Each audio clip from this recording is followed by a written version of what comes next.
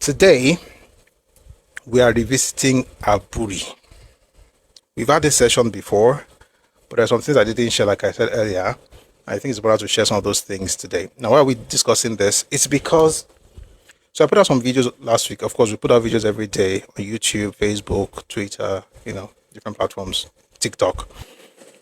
And one of the commenters started talking about, Aburi Accord, and I still saw one today. I saw someone on Twitter. I saw another one on YouTube today about why it went the way it did, how everybody's standing on Aburi. People still say they're standing on Aburi in 2026. Let me start by saying this: if you're from the Southeast and you're standing on Aburi, you're standing on nonsense.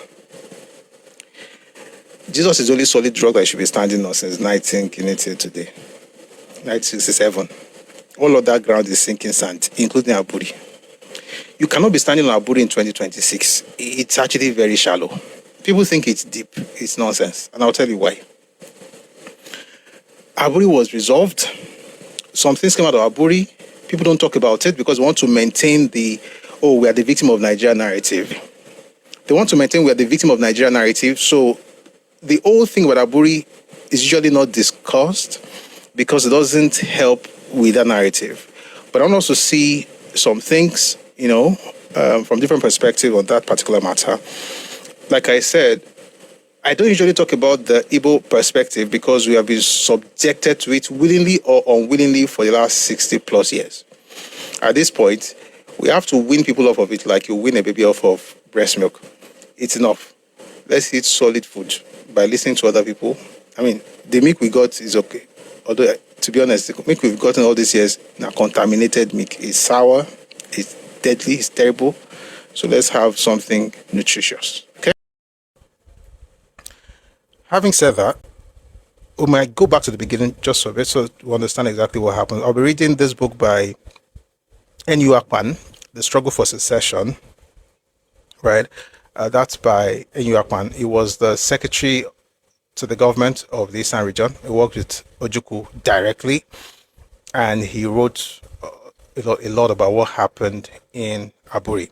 But I'm going to start by reading the book by IBB, A Journey in Service. I also probably should read Nigerian Civil War by John Desenjo. We're going to have a great time today, by the way. Very, very great time. And we'll tie everything together. There's any things that we've not talked about before. We'll talk about today, e.g., documents from United States, their own, shall I call it, classified documents that we now have access to on what happened around that time. We've been lied to in this country. Let's just put it that way. We have been lied to. Let me start by saying this before I even read this, because without saying this, it couldn't make sense. So we know that a coup happened in January 15, 1966. It was an Igbo coup. And I'll probably come back to talk about what happened between January and July some other time. But a lot of people have said that what happened in May in the North was actually payback for what happened in January. In other words, that Northerners unalived January of 66. That is not true. That is not true.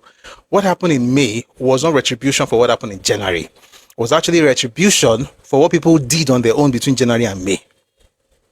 What the people did, when I say people, I mean Igbo people did in the North, what Ironsi did, the kind of decrees they promulgated, and the things that Igbo started doing in different parts of the country. That was what led to what happened in May 66. We'll have that conversation some other day.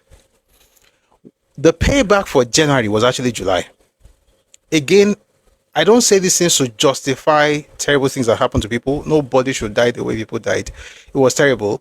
But it's important to actually put things in context. I was listening to an intellectual from the Southeast some days ago. My mentor sent me a video of this gentleman. And then he said something that's quite revealing. He said that the Igbo story begins in July of 1966. I was like, no wonder. Says that that's what he said. He said the Igbo story began July 1966. If that's where your history began, your story of Nigeria, if that's where it began, then you are in trouble, because you are going to live your entire life being a victim. you are conditioned to be a victim. If your story started, or if your story starts in July, what happened in the first 6 months of 1966 can actually show you exactly what happened long before 66 and why what has happened since 66 has happened, right? So what happened, of course, we've talked about it. There was a coup in January. A lot of people were unalive. The Premier of the North, the Premier of the West, the Prime Minister, Federal Minister of Finance, Okotiebo, was killed. I didn't mention the other Premier, so I have to go all over again. Premier of the North, Sadauna Samadu Bello. Premier of the West, Laduke Akintola, Chief Laduke Akintola, SLA. The Prime Minister, Tafawa Balewa, Minister of Finance, Okotiebo, and a lot of military officers. So in the West, you have people like Ademule Gumb, was a brigadier, and his wife, Latifa, who was 8 months pregnant, was killed by these clowns. You have, that's Owategu killing Ralph Shode in day, right? Sorry, guys. Let me help this clown go, because if I don't, you'll be disturbing me. All right. I don't usually block people. I just mute you so you can listen with your ears and give your fingers a rest. Where was I? They killed all these people, right? When it comes to, with the Northerners, they killed by malaria, like Gema and Pam and Kerr Mohammed, and just unalived a lot of people, right? Particularly folks who were not Igbos. There was one Igbo man that was killed at Onegbe. Now, it said it was because he was the quartermaster general, but regardless, he was killed. But not one Igbo politician was killed in January, and a lot of officers were also killed. 4 in the north, 2 from the west. I'm going to have a session where we're going to discuss what happened from the perspective of other people. Like I mentioned what Babafemi Ogundipe said the last time. I'll talk about what Colonel Adebayo, what they said, after the whole thing. We'll talk about it some other day, maybe on Wednesday. Anyway, all of that led to Ironsi becoming head of state, which was, by the way, the design. It was planned that way. Originally, it was supposed to be Ozuma Badiwe was supposed to be prime minister, and he tried. Right? It's just that the NPC did not agree because he was a member of NCNC. It should have been Bukar Dipcharima, but somehow, they wanted it to be an Igbo man, so would have ended up with an Igbo president, Azikiwe, an Igbo Senate president, one for Rizu, an Igbo Prime Minister, Ozuma Badiwe, an Igbo GOC, Agui Rossi. Therefore, we have an Igbo land essentially. So they didn't agree, and therefore they came up with the plan B, which was Ironsi. Ironsi takes over, begins to change the structure of Nigeria, abolishes the regional system, came up with this idea that everybody has to be together based on the recommendation of one person, Francis Owokedi, who essentially submitted a report that was written by Igbo leaders in NCNC. And all of that was going on. Decree 34 came up. Decree 34 came up on May 24, 1966, right? All kinds of nonsense were just being promulgated, and nothing else had enough of it. They struck in May. It was May 29. It was terrible and it should never happen again. That led to different things, eventually led to what happened in July, because the Northerners were still suspecting that the Easterners said, there were rumors that they were going to finish what they started in January. In other words, they were going to kill more folks from the north. So they struck in Abeokuta, in Ibadan, and of course in Ikeja and in the north, right? They couldn't strike in Enugu because of the peculiarities and the person of Ogunewe. Anyway, while that was going on, this is a very fast introduction. While that was going on, the Northerners who planned that coup to revenge what happened in January actually planned to break out of Nigeria. And so they called the coup itself Araba, right? And they decided to appoint the most senior person in the whole military, in the north. The most senior military officer who was Northerner was Gowon. So they made him the head of state. And so between July 29 and August 1, we didn't have a head of state in Nigeria, just to be clear. But by August 1st, Gowon becomes head of state. Now, while that was going on, people were still being killed, particularly in the north. A lot of people from the east were moving back in droves to the east from the north, right? And all of this led to, there were massacres. And I've said this before, that while people were leaving the north, originally the target was soldiers, right? So about 20, between 24 and 30, 28 people thereabout died in January, which was terrible. But by July, over 200 people were killed, about 280 or so. Many of them, of course, officers were unalived. Now it was now getting to the civilians. People were rushing back to the east. As they were going back home, they went with the tales of their woes, right? People died, people suffered. When they got home, they told their people what had happened.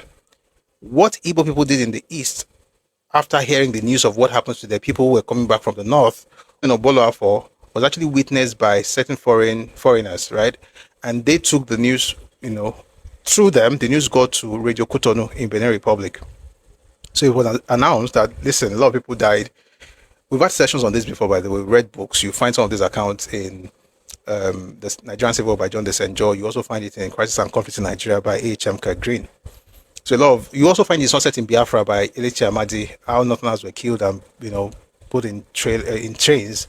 A lot of terrible things happen. How, for instance, a train that was carrying about 2,000 Northerners from the east to the north was stopped by Igbo soldiers, and all the males there, right, were killed and thrown into the Imo River.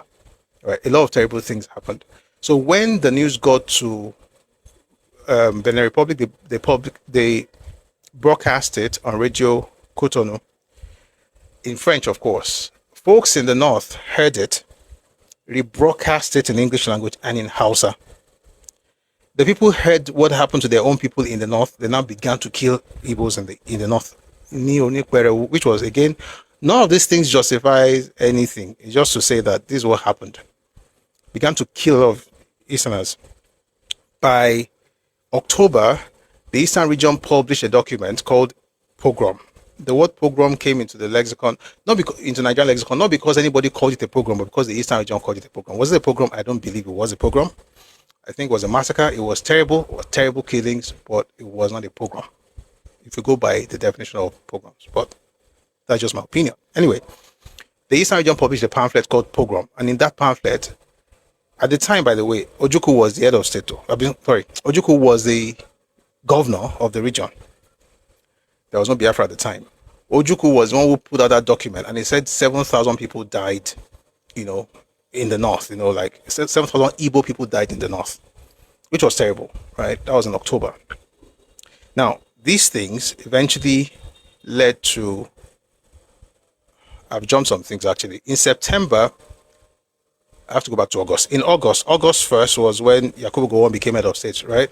2nd August was when he released Papa Awolowo from prison, which is quite interesting considering that Ironsi was there for 6 months and he did not release Awolowo. But this man released him second day. By the way, let me digress a little. If you read on a darkling plane by Ken Saro-Wiwa, he reported that Ojukwu sent a telegram to Awolowo as soon as he was released. And he claimed that Awo's release from prison was the last act of Ironsi. That's what Ojukwu said in that telegram. Right? That Awolowo being released from prison from Calabar was actually the last act by Ironsi. Fast forward to 2001. Ojukwu was interviewed by Boston newspaper. You see this report in the Forgotten Documents of Nigerian Civil War by Odiel Famon. Ojukwu said he was the one who released Awolowo from prison. Here's the truth. Neither what he said in 66 nor what he said in 2001 was the truth. He lied. Ironsi did not release Awolowo from prison. He had 6 months. Awolowo wrote him a letter in March of 1966. You find a letter in his book, My March Through Prison. And we should have a session on Papa very soon. Maybe even that prison episode. He wrote a letter to Ironsi. He published this letter in the book, and Ironsi did not do anything about it. Anyway, the point is, the idea that Ojukwu released out from prison is the nonsense that people bandy about. But even Ojukwu himself said it was Ironsi before he now came up later, about 40 years later, to say it was the one who did it, which is absolute nonsense, right? He didn't. He couldn't, by the way. He was not the head of state. He was just the governor of a ragtag, whatever.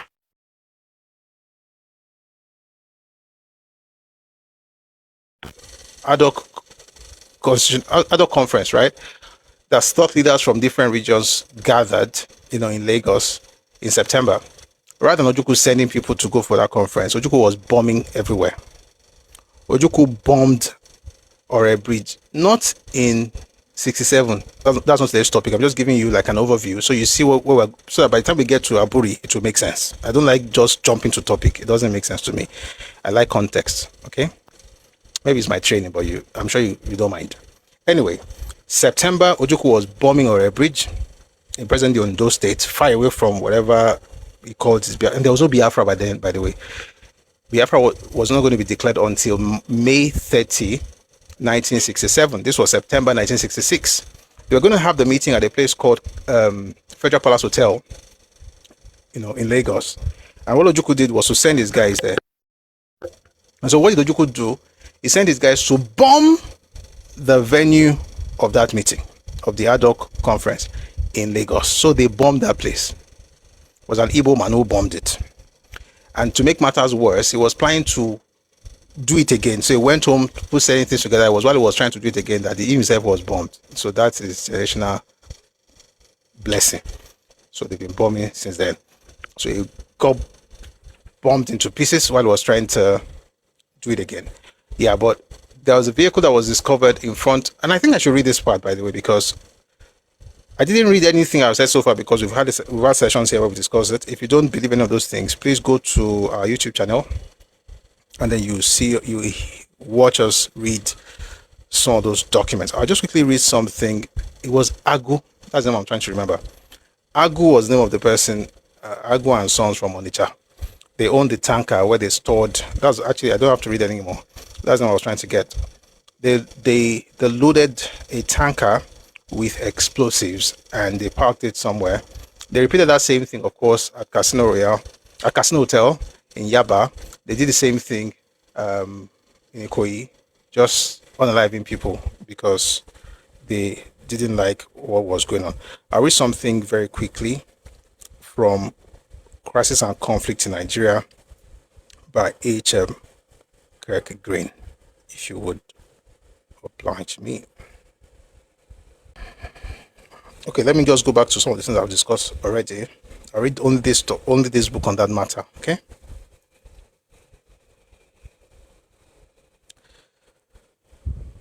On his assumption of office, Major General Gowon set in motion the machinery for finding a lasting solution to Nigeria's problems. He ordered the release of Chief Obafemi Awolowo, who was leader of the opposition in the federal parliament until his imprisonment in 1963, Chief Anthony Nauro and other political prisoners and detainees. B, an immediate return to the federal system of government. C, the summoning on 12 September 1966 an ad hoc conference on constitutional proposals comprising representatives of all the regions of the federation. This conference was preceded by consultative conferences in all areas in the regions. By the way, we're speaking here. This is Anthony Nauro speaking on 12th August 1968, and it was published in the book by H.M. Kirk Green, Crisis and Conflict in Nigeria, Volume 2. So he says the third one was the summoning on 12 September 1966 of an ad hoc conference on constitutional proposals comprising representatives of all the regions of the federation. This conference was preceded by consultative conferences in all areas in the regions. At these consultative conferences, the issue of the creation of more states in the federation was revived, and memoranda were submitted demanding that the basic cause of dissatisfaction, i.e. the imbalance in the federal structure, should be removed. Again, let me quickly say this. The call for state creation surfaced again in September of 66 before Ojukwu declared Biafra. But guess what? That was not the first time it was surfacing. 11 years prior, in 1955, folks in the eastern region, in the western region, and in the northern region pushed hard. They've been pushing before them, by the way, but 55 was a very momentous occasion, so to speak. What happened was that there was going to be a constitutional conference in London, so they were pushing very hard. They wanted to have their own state. Mijos had been pushing since the 40s, got very serious in 52. COR was pushing in the 40s alongside the folks in southern Cameroon. Folks in COR were talking about having their own state in 55. By 57, there was a commission of inquiry that was set up by the British colonial government called the Willings Commission, and they had their report in 58. Why am I saying this? Because when you jump Nigeria's story from they killed people in 66, In 67, Gowon destroyed everywhere and created states. The idea of state wasn't even a Gowon idea. It started before Gowon even joined the army. Before independence, they've been talking about having their own states. And there's a paper by the man's name, I think it's Aburi. I'll read this. There was an interview granted where he talked about what he did in this adult conference and how he pushed for the creation of River State back then. So just to say that state creation actually favored the minorities, although Igbos didn't want them to go. And I'm saying Igbos specifically. And I've said it before here, and I'll say it again. You see, in 1957, when the Williams Commission started sitting, there were three groups that wanted to break out of the existing regions: the Midwest, the Middle Belt, and the COR. Now, the North did not want the Middle Belt to go, right? The West was okay with the Midwest going as long as COR was also going to go. They didn't touch the Middle Belt because they had an agreement with the North at the time, which didn't even pay us eventually. But that was the agreement at the time. Excuse me. The East, by the way, this happened in London in 55 before the 57 showdown. The East, led by Zeke and his party at the time, what is COR? COR is Calabar, Ogoja, Rivers provinces. So COR will be present the Akwa Ibom, Cross River State, River State, and most of Bayelsa State. I said most because a part, not very big, a small part of Bayelsa used to be part of Western region back in the day. Okay, so by 55, let's start with 55. 55, when they're discussing creation of states, the North didn't want the Middle Belt to go. The West did not mind the Midwest going as long as the COR will also be leaving the Eastern region, because the Western region was the smallest of the three at the time. But the East did not want the COR to go. They didn't want the Eastern minorities to go. And they didn't talk about the North, but they said that the Western region should be broken into four. Tells you how diabolical people can be. Now, but I won't go into all of those things that Ezekiel did in 55. Now, 57, 58, they had the Commission of Inquiry. The North didn't say much. The East, of course, was still against it. The Western region was the only region that made a case for another region to go out of it, to be excised out of it. There were three groups of people that made a case for Midwest in 1957-58. The Midwest themselves, the Western region, and Action Group. Everything I just said right now, you'll find in a document called Williams Commission Report of 1958. Why did I say that? Because by the time you had the ad hoc conference in 1966 September, the folks the folks in COR, right, they now began to speak again about creation of state. This had nothing to do with Biafra. There was nothing called Biafra. Again, the idea of their own state had been there before Ojukwu even joined the army. So it wasn't about Ojukwu they just wanted to be able to, it's self-determination. They wanted to be able to govern their own space. Just like the Eastern region the Midwest got what they got in 63, they also wanted to get their own state. So let's continue reading now. At these consultative conferences, the issue of the creation of more states in the Federation was revived, and memoranda were submitted demanding that the basic cause of dissatisfaction, i.e. the imbalance in the federal structure, should be removed. Major General Gowon also announced that the country would return to civilian rule as soon as it could be arranged. The Constitutional Conference already referred to was preceded by terrorist bomb outrages in Lagos and at the Ore Bridge on the trunk road from Lagos to the east. When was this? September 1966. Ojukwu was already bombing places in Lagos and Ore in September. This was not Olekwija Ore of August of 67 that Biafra was trying to invade. No, this was just being a nuisance.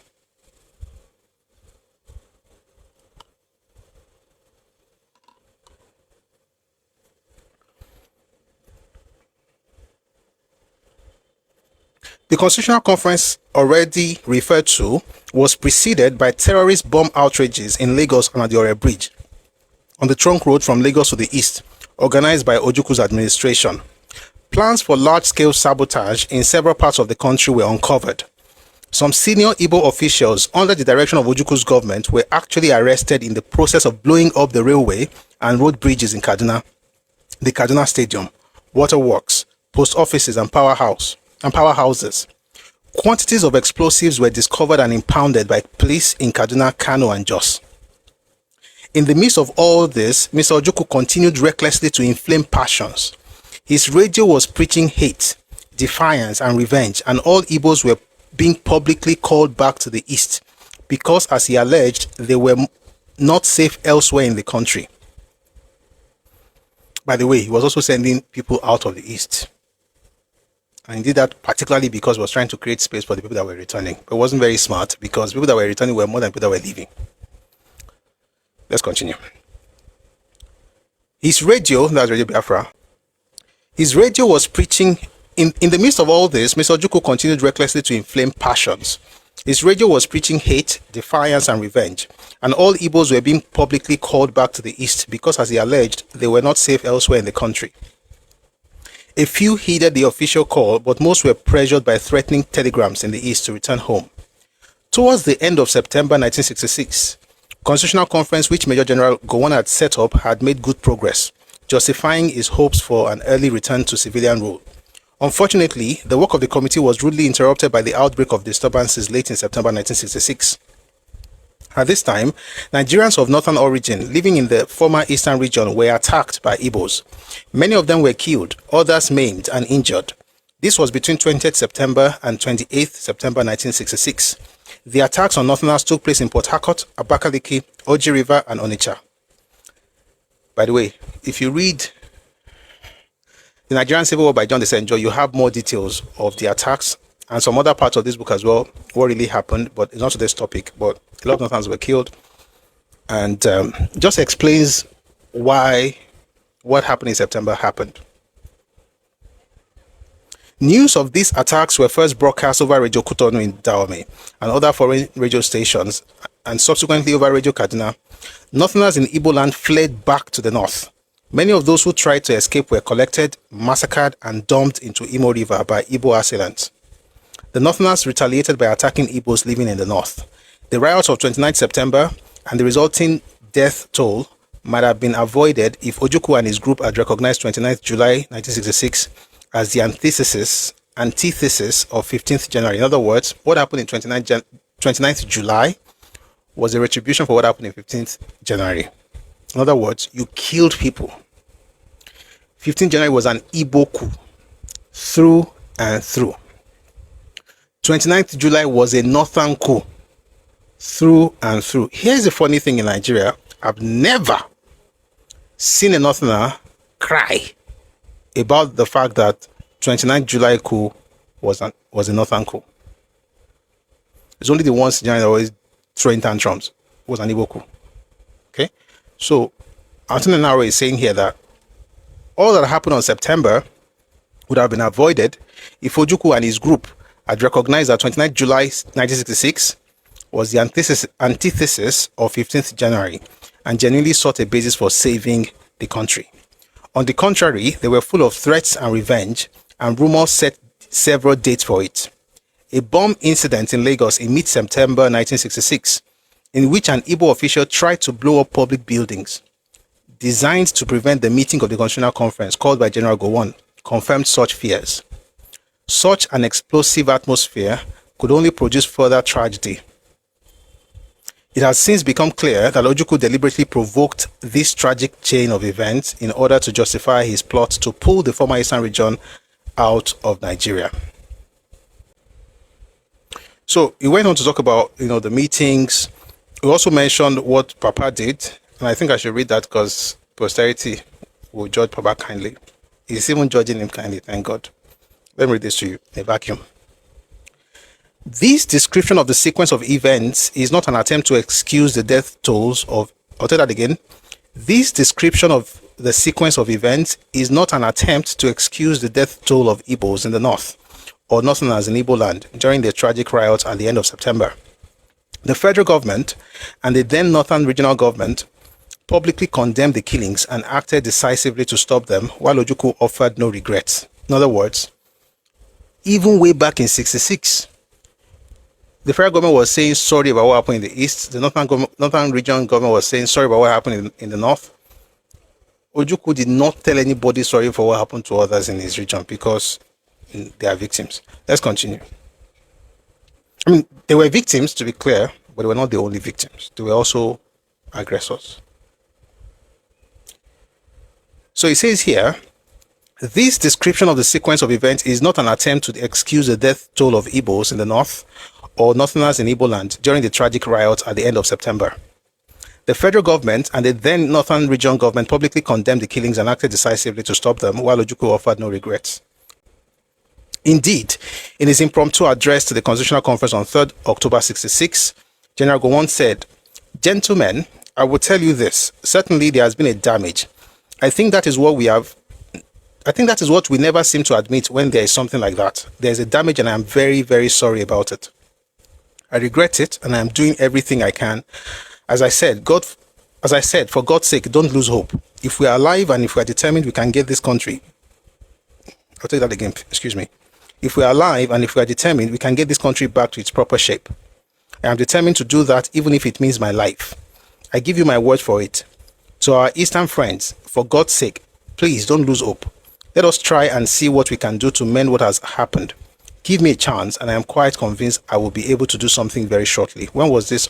3rd October 1966.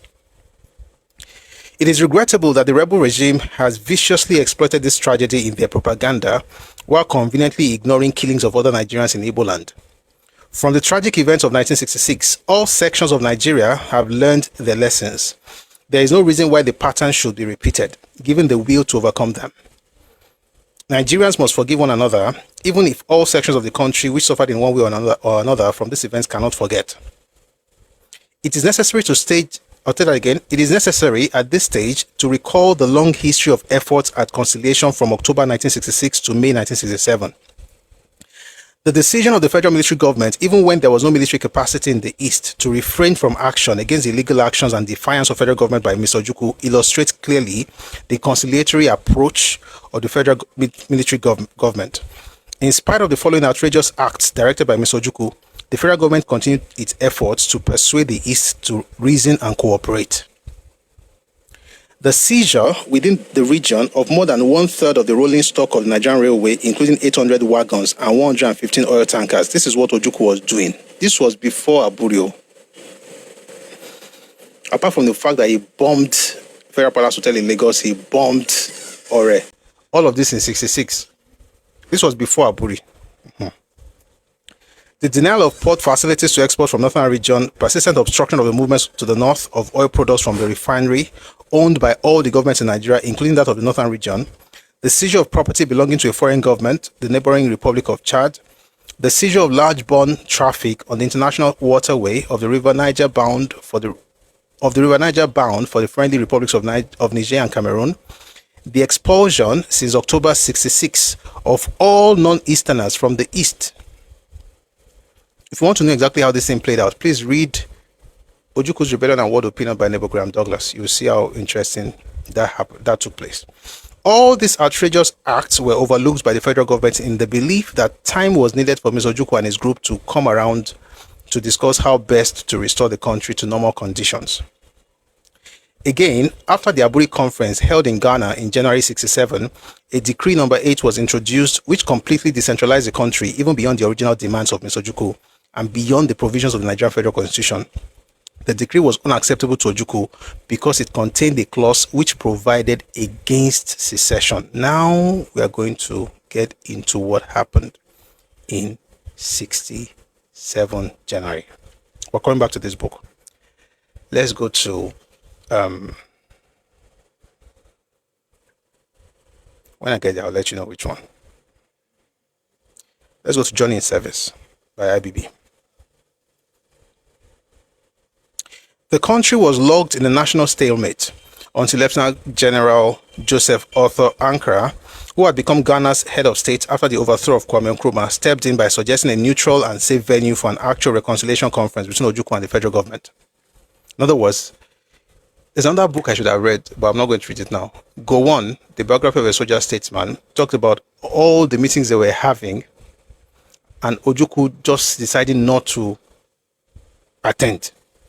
There was the adult conference that I mentioned in September, where his people went to bomb Federal Palace Hotel. There were other meetings for the regional governors. It was just not attending. They were even moving meetings because of him. He still would not go. It has something to do with something else. We'll talk about that later. But let's continue here. So, Ghana sort of states and general stepped in and suggested a neutral and safe venue for an actual reconciliation conference between Ojukwu and the federal government. So we are in Aburi now. All of that was introduction. This is the topic. That intervention, seen as the last chance to prevent an all-out war, led to the famous peace conference in the southern regional town of Ghana, Aburi, between January 4 and 5, 1967. That conference between the Eastern Nigerian delegation led by Lieutenant Colonel Ojukwu and the federal delegation led by Lieutenant Colonel Gowon resulted in the famous Aburi Accord. I want to read what happened in that accord. Now that we're done with our introduction. I hope you enjoyed the introduction, by the way. I think it's a better way to study history rather than just pick something and be shouting, it's good, it's bad, it's good, it's bad. Kilo shele, kiento shele, kilo bin koto shele. What happened before the actual event so that you understand stuff beyond headlines. All right, what's that book called? N.U. Akpan, The Struggle for Secession. I want to read this book because N.U. Akpan was not on the Nigerian side, was on the Biafran side. So I want to look at things from his perspective, and then we'll move to another perspective later.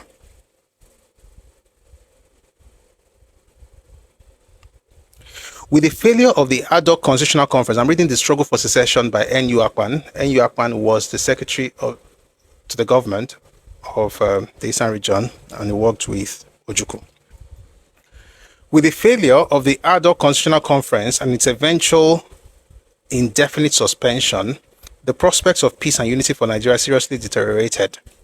Many people, both in Nigeria and abroad, were alarmed by the increasing possibility that the East might secede from the rest of the Federation. It was this alarm and fear which brought the British High Commissioner in Nigeria, Sir Francis Cumming Bruce, and the American ambassador to Nigeria, Mr. Herbert Matthews, all the way from Lagos to Enugu, to persuade the military governor to work for a peaceful solution and the unity of Nigeria. They also issued a mild warning in diplomatic fashion against secession. This was in 1966. The military governor gave them every assurance that the East had no intention whatsoever of seceding, unless forced to do so. But these experienced diplomats appeared to see deeper than the governor realized. For after the meeting, the British High Commissioner, on behalf of himself and the American ambassador, wrote to the governor an account of what they had understood from him and what they had said to him, and reminded him at the same time of his undertaking to publish the exchanges. Some of the things that they discussed then with the American guys, with the American ambassador and the British High Commissioner, we're going to read later today. We should be able to read it before we go today. Let's continue. As a gesture of goodwill, to show the East that the rest of the Federation cared about and regretted the atrocities directed against Easterners in a section of the country, a delegation of Western Nigeria Obas and chiefs visited Enugu, as did a delegation of top federal civil servants trying to find out what exactly the East wanted in order to cooperate for unity and peace in the country. This was before Aburi. Why are they coming? Because he refused to attend all the meetings they were having. Okay? For instance, there was a meeting that was supposed to hold on August 9th. It did not go. There's another one that was supposed to hold in November. Let me read that one. All subsequent persuasions, promises, and overtures failed to make the East change its mind. The conference again adjourned until November 17th. On November 16th, when it was absolutely clear that efforts to make the East participate would never succeed unless their conditions were accepted, and with the federal government unwilling to concede to the conditions, the head of state adjourned the conference indefinitely. So they were having several meetings. The other conference, the only representative Ojukwu sent to Lagos were the ones who came to bomb Federal Palace Hotel. So while it was just being recalcitrant, essentially, just being a baby, what the government did was to keep sending emissaries. They sent Yoruba people, they sent your kings to talk to this guy. At this time, Ojukwu was barely 34, 33, 34, was very young. Kings went to talk to him. High commissioners, ambassadors, he must have just thought that it was all that. So they went there to know exactly what the East wanted in order to cooperate for unity and peace in the country. As a follow-up to the visit by the top British and American diplomats already mentioned, the American consul and the British Deputy High Commissioner in Enugu, Messrs. Robert Bernard and Jim Parker respectively, paid many visits to the State House, carrying messages from their principals to the governor. Nor were diplomats from other countries idle. They came to Enugu in turn with messages and pleas for the unity and peace of Nigeria. In November 1966, seeing the dangerous trends in the East, I contacted my counterparts among the secretaries of the military government in the North, West, Midwest, and Lagos, urging that we owed a duty to the country not to sit idle while it was thus burning. The first person I spoke to was Alhaji Ali Akilu of the North, and I was encouraged by his ready acceptance that we should meet. He even offered to come to Enugu if necessary. All of us, the secretaries of the military government, met in Benin. Such was the importance I attached to the meeting that I had to leave the dead body of my own sister in Enugu in order to attend. At the meeting, I was able to tell them as forcefully as I could of my fears and apprehensions. Later, the head of state in his usual generous way thanked me when we met in Aburi for my small efforts to bring about peace and understanding. We all agreed that's Ojukwu, that's Gowon. When he said the head of state thanked him in Aburi, that was Gowon appreciating what he did in November. We all agreed that the situation was extremely serious and urgent. We therefore decided to do all in our power to bring about a meeting of the military governors. Immediately following our meeting was that of the advisors to the respective military governors. They too agreed to the urgent need for the military leaders to meet, and accordingly pledged their immense influence to bring about such a meeting in order to save the country. And they issued a public appeal to this effect. Lastly came the personal efforts of Mr. Malcolm MacDonald, that well-known veteran of British diplomacy. He visited the East more than once, commuting between Lagos and Enugu. He spoke to the governor both in Enugu and at Onitsha. His efforts ultimately put the seal to all discussions and secret moves to bring about a meeting of Nigerian military leaders outside the country. Thus, it was a combination of many efforts involving hard work and seasoned diplomacy which eventually brought about the famous meeting of Nigerian military leaders at Aburi, a meeting which has already assumed a prominent place in the history of Nigeria. It does not appear that the governor's personal advisors had much of a say while the discussions for the meeting were going on between the governor and the different intermediaries. Who were these advisors? We talked about them. They were the people that neighbor Graham Douglas referred to as the Nnewi clique. They were the people just goading him, like pushing him, edging him on, like he should just continue destroying the place.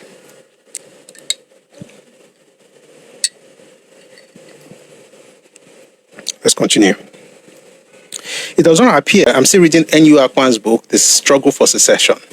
It does not appear that the governor's personal advisors had much of a say while the discussions for the meeting were going on between the governor and different intermediaries. They no doubt knew about them, but probably did not believe that anything concrete would be achieved. I say this because immediately the final arrangements were concluded, they raised the usual alarm about the governor's personal safety in Ghana.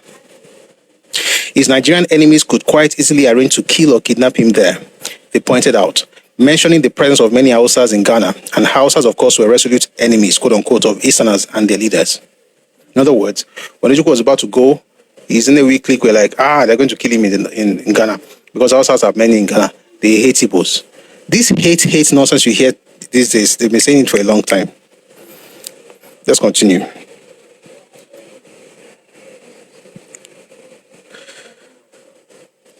His Nigerian enemies could quite easily arrange to kill or kidnap him there, they pointed out, mentioning the presence of many Hausas in Ghana, and Hausas, of course, were resolute, quote-unquote, enemies of Easterners and their leaders. Fortunately, the personal advisors were a little late on this occasion. The governor had already given his word to Mr. Malcolm MacDonald and through him to General Ankara that he would attend the meeting. General Ankara had not only guaranteed the governor's personal safety and that of his aides, but had undertaken to send a Ghanaian Air Force plane to collect him from Enugu and take him back afterwards. All the same, to make doubly sure, security men from Enugu were sent to Ghana to check on the security arrangements before the governor would go. We arrived on schedule at Ghana airport and found security arrangements almost too rigid. The Eastern Nigerian delegation were received at a different time and maybe even a different place from the other delegations. We arrived nearly an hour ahead of the other delegations, which arrived in the Nigerian Airways Fokker Friendship. After thorough searches of our persons and luggage, we were taken in helicopters and cars to Aburi, once more arriving before the other delegations. The delegations from Lagos arrived wreathed in smiles and full of expectancy. A number of them, among them the head of state and the military governor of the West, were particularly exuberant and warm, calling our governor by his first name and even offering to embrace him. But our governor was serious, unsmiling and cold, refusing in fact to accept any embrace. Eventually, we all took our seats. Recording instruments had been installed. General Ankara opened the meeting with advice and prayers that the discussions and deliberations be approached with a deep sense of fraternity, understanding, and give and take. He was not going to chair the meeting and would not even participate in the discussions in order not to detract from Nigeria's sovereignty, but would be on hand with some members of his National Liberation Council in case their help and assistance were needed for anything. He had made available competent secretarial service for the meeting. The meeting started without any officially accepted chairman, but it was obvious that Colonel Gowon, as it then was, took precedence. But our governor, however, would not allow this to be taken too far. For at the end of General Ankara's introductory remarks, both Colonel Ojukwu and Colonel Gowon replied in turn. I think it was Colonel Gowon who spoke first. Before the discussions began, Colonel Ojukwu said there was something preliminary but vital which he would like done before anything else. All agreed that he should say what it was. In measured tones and with dramatic sincerity, he proposed that as a means of inspiring confidence, they should all do two things. A. Reaffirm their faith in discussions and negotiations as the only peaceful means of resolving the Nigerian crisis. And B. Renounce the use of force as a means of settling the present crisis in Nigeria and hold ourselves in honor bound by the declaration. It appeared quite innocuous, and the meeting saw no objection to the proposals, which we at once accepted without argument. I shall return to this in the next chapter. The discussions proceeded, and our governor was clearly the star performer. I'll tell you that again, and it's the truth. The discussions proceeded, and our governor was clearly the star performer. Everyone wanted to please and concede to him. Although on a few occasions, Colonel Hassan, the military governor of the North, and Major Mobolaji Johnson, the administrator of the Lagos territory, threw in some harsh and contrary views. But on the whole, the meeting went on in a most friendly and cordial atmosphere, which made us the non-military observers develop a genuine respect and admiration for the military men and their sense of comradeship. 1 second. All right, thank you very much for staying tuned. I want to read something to you from Gowon, the biography of a soldier statesman by J. Samuel Ligo. Oh, great. We're here. Took us a while, but we're finally here.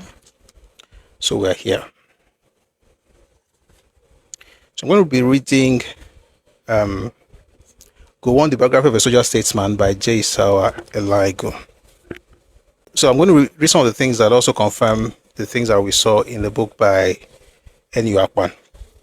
At Aburi, the military leaders agreed to renounce the use of force as a means of settling Nigeria's crisis as one. Number two, reaffirm their belief in discussions and negotiations as the only peaceful way of resolving the country's crisis. And three, agreed to exchange information on quantities of arms and ammunition of army units in each region. They also agreed that, number one, the army was to be governed by the Supreme Military Council, the chairman of which should also be the head of the federal military government and commander-in-chief of the armed forces. Number two, a military headquarters in which each region was to be represented was to be set up under a chief of staff. Number three, in fact, let me take it slowly because we're going to come back to this. So let's take it slowly. So we know the things that Ojukwu first said they should do. Then these are the things they agreed to. Number one, the army was to be governed by the Supreme Military Council, the chairman of which also which should also be the head of the federal military government and commander-in-chief of the armed forces. Number 2, a military headquarters in which each region was to be represented was to be set up under a chief of staff. Number 3, in each region was to be an area command under an area commander. Number 4, the SMC was to deal with all matters of appointment and promotions of people in executive posts in the armed forces and the police. And number 5, military governors for the duration of the military government were to have control over area commands in their regions for purposes of internal security. With regard to appointments in public service, all appointments into 1, diplomatic and consular posts, 2, senior posts in the armed forces and the police, and 3, superscale federal civil service and federal corporation posts were to be made by the SMC. These and other executive and legislative decisions affecting the whole country must be determined by the SMC, and in the absence of a meeting, be referred to all the regional military governors for their concurrence and comments. By the way, let me explain. We need to appreciate Gowon. What they're saying here is that Gowon was not like Ironsi, who was called the Supreme Commander. They are saying that rather than have a Supreme Commander, we're going to have a Supreme Military Council. And the head of state may be the head, though, but it's not the one that will just say anything and all of us have to do it as a decree. We have to agree. And they are saying yes. I'll come back to some of these things later. So you see how Nigeria bent over backwards for Ojukwu. And the ridiculousness of Wisan or Aburi nonsense that they're always saying today. It makes absolutely no sense. But let's continue. So these are the things they agreed to in Aburi. Let's continue. This and other executive and legislative decisions affecting the whole country must be determined by the SMC. And in the absence of a meeting, be referred to all the regional military governors for their concurrence and comments. In the final communique, the military leaders agreed that future meetings were to be held in Nigeria in a location to be announced later. All of them expressed regret about the bloodshed in 1966 and vowed to prevent its recurrence. There was no doubt that Lieutenant Colonel Ojukwu stole the show from his colleagues. Overly enthusiastic about conciliating, Lieutenant Colonel Ojukwu, I'll tell that slowly. Let me just start again. There was no doubt that Lieutenant Colonel Ojukwu stole the show from his colleagues. Overly enthusiastic about conciliating Lieutenant Colonel Ojukwu, Lieutenant Colonel Gowon and the other military leaders on the federal side lost much ground to Ojukwu, consciously or unconsciously. It was no wonder then that Ojukwu asked the secretary, Mr. N.U. Akpan, the one whose book we just read, after the conference, quote, "Why were those people so jubilant? Do you think they have grasped the full implications of the decisions they have taken?" End of quote. They apparently did not. And it took top federal civil servants to point out that if every letter of the agreement were followed, it would mean Nigeria's disintegration. But Ojukwu did not keep his own side of the bargain on the Aburi arrangements. The military leaders were reported to have agreed among themselves that all civilian advisors, including federal permanent secretaries, were to be kept out of the Aburi meeting. But Ojukwu, contrary to the gentleman's agreement, took with him about 9 permanent secretaries and other senior official advisors to the meeting.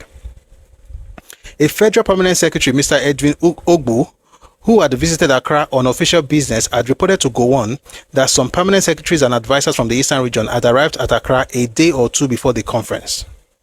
But Gowon refused to break his agreement with Ojukwu, in spite of advice that there was no point adhering to an agreement the terms of which the other party was not keeping. That was Gowon, straightforward and honest in his dealings. This was to be seen throughout his rule. It was a good quality in interpersonal relations which people exploited. Like a typical Shakespearean hero, his admirable qualities were paradoxically his basic weaknesses. We shall return to this later. Gowon was soon to find out that the more he conciliated Ojukwu, the more fastidious the latter became. What do you see here is that everybody agreed, by the way, that Ojukwu stole the show. He was more serious, was better prepared. The others came to talk to their brother. Ojukwu came to do business. And I think for that, he has my respect. Anything apart from that is just a child throwing tantrums. So it was, on business. He said what he wanted. And like I said, that would make the head of state a dog that cannot bite. But he agreed. And he was doing all of these things to reconcile, to get Ojukwu to be on his side. I learned a lesson a long time ago. Never do that kind of thing. You say you're going to have a meeting, there will be no secretaries. Ojukwu is coming with 9. Saying you're not having any meeting again.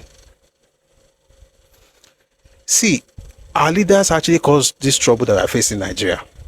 And let it not be like, no, let it be like that. You have to maintain standard. A person doesn't respect agreement, you drop it. And I think all this placating and pandering, and I'm saying it because election is coming next year. We learned from last election, by the way, so hopefully we're not going to repeat that mistake. All this pandering and, let it not be like we hate them. You don't hate anybody. Do you hate people? If you don't hate people, just do what you have to do. Do the right thing. If they say you hate them, that's their business.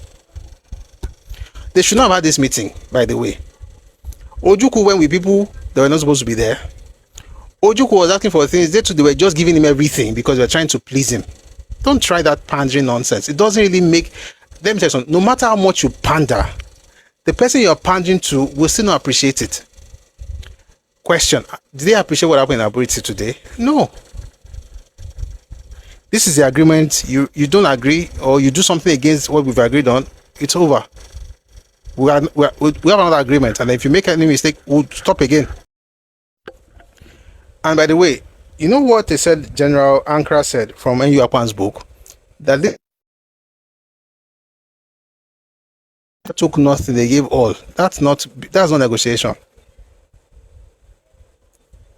That's not negotiation.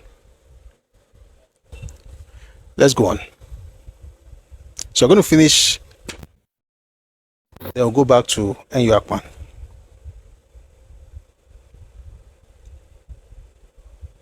As events were later to show, the Aburi resolutions were indicative of the military's ineptness in the politics of compromise and tolerance, which had been typical of Nigeria's political system. Not only did Aburi expose the military's inability to resolve knotty political problems, it showed the military as politically immature as it questioned its claim to statesmanship. In view of their new roles, later events justified the above evaluation of Aburi.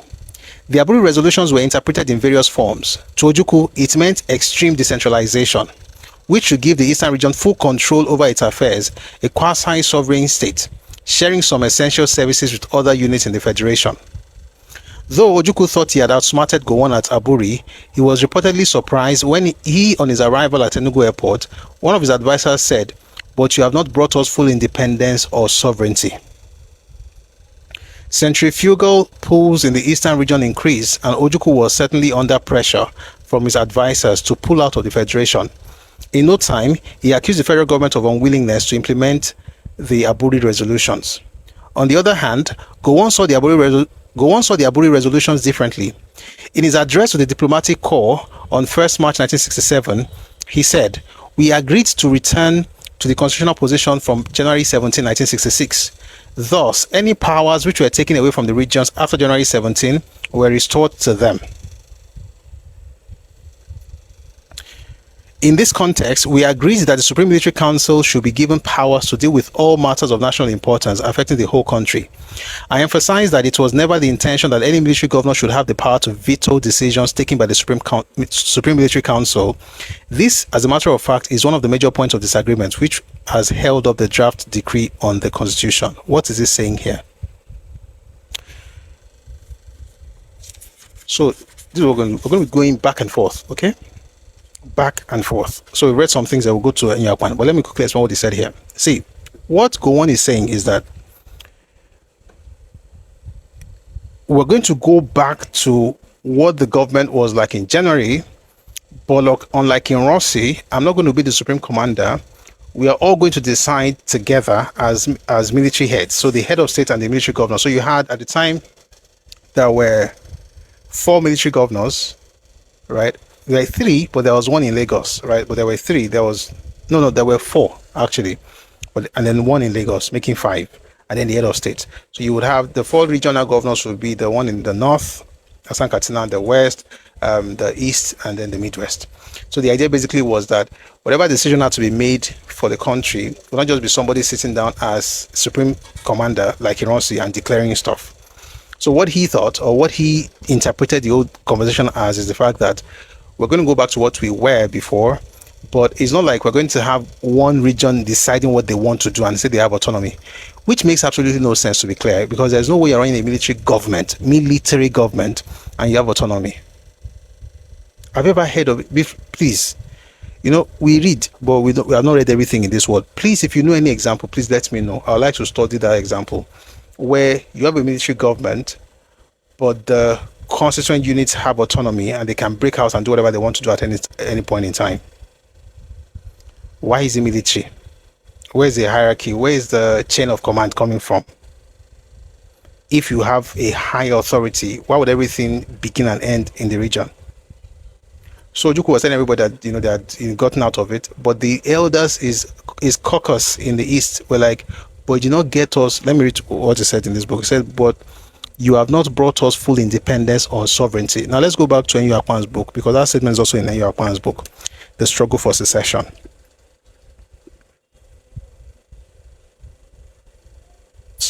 That is from the head of state, even though the governor of the East still said he would not recognize Colonel Gowon as such until he had been formally so appointed, and had undertaken to propose that at the next meeting of the Supreme Military Council in Nigeria.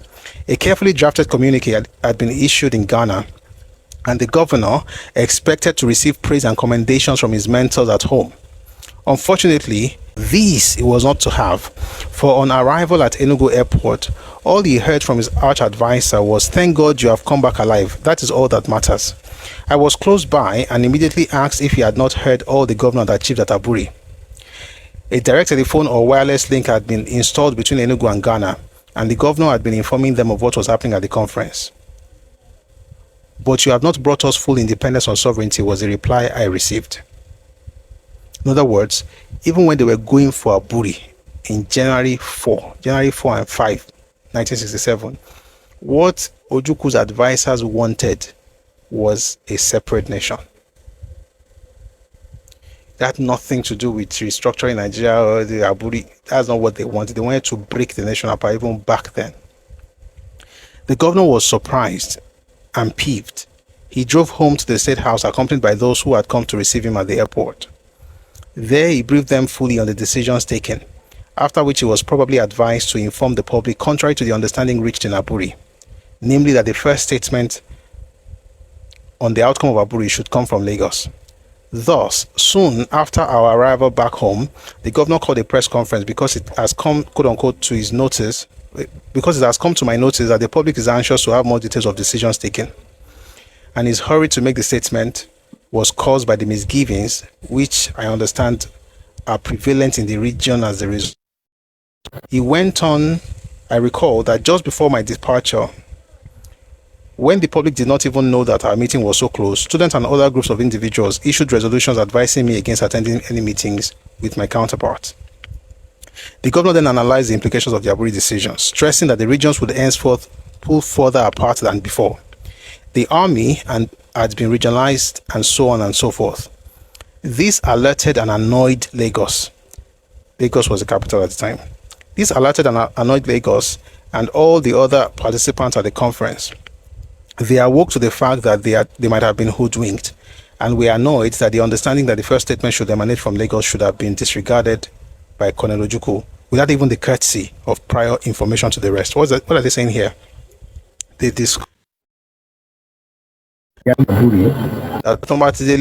home, the person that will tell the world what they decided would be the head of state. Ojukwu went to talk his nonsense, and what he said was different from what they agreed. He said they'll be putting further apart.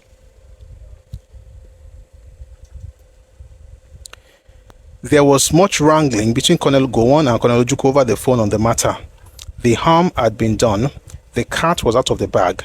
The confidence engendered at Aburi was undermined and was being replaced by awakening suspicions. A group of top federal civil servants met to scrutinize the decisions and arrived at firm recommendations for their rejection.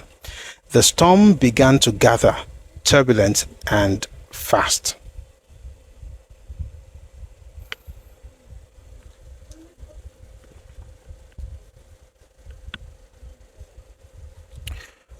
I'm back to Gowon's book now.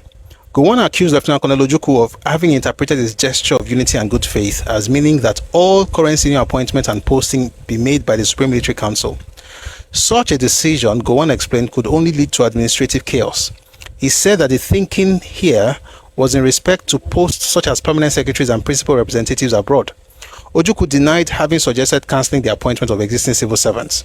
The problems of interpretation notwithstanding, Gowon was bent on fulfilling the terms of the Aburi agreement with minor modifications. Ojukwu had made so much political capital out of the Aburi decisions that Gowon felt that he was honor-bound to implement them.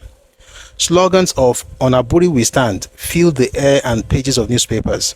In fact, Ojukwu even threatened in February 1967 that he would act unilaterally if the Aburi agreements were not implemented by March 31, 1967.